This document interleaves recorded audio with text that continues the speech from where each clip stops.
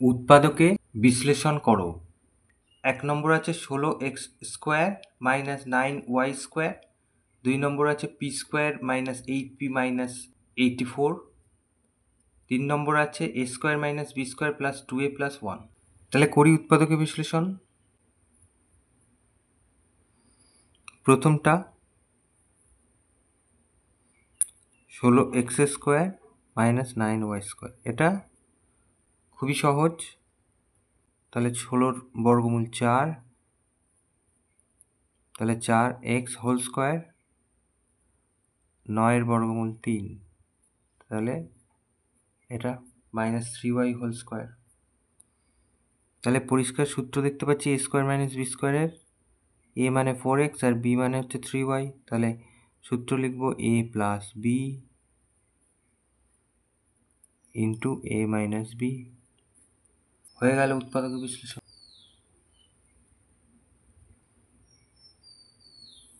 এটা উত্তর।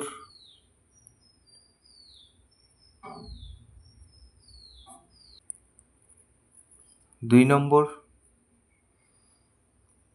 p² - 8p - 84।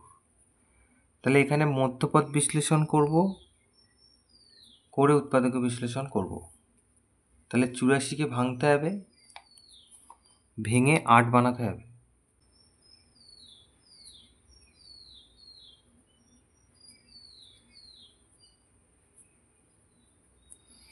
তাহলে এই যে ভাঙলাম, 84কে ভেঙেছি।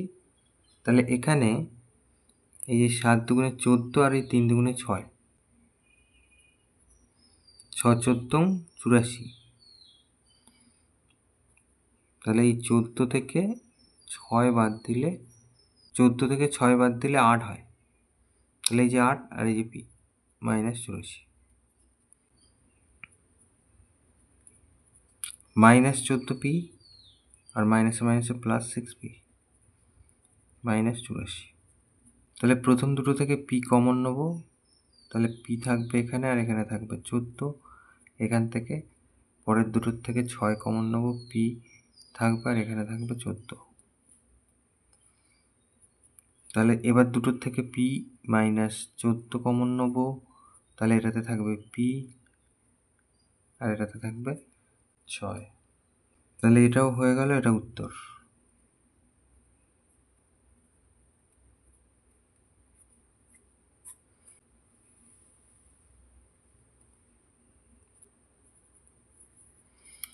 তিন নম্বর দেওয়া ছিল a² - b² + 2a + 1। এখানে আমরা কি করব, a² + 2a + 1 এটা এই তিনটে পাশাপাশি লিখব আর b²টা আলাদা লিখব। তাহলে এর থেকে কী হবে, একটা সূত্র পাবো। সূত্রটা কিভাবে আছে দেখাই।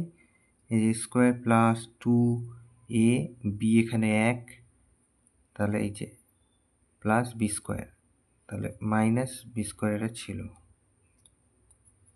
তাহলে এখানে এই যে a প্লাস এই যে b হচ্ছে 1, তাহলে হোল²।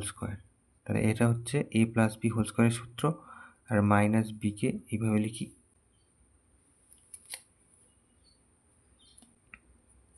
তাহলে কি হলো, এই যে a² - b², তাহলে এই যে a + b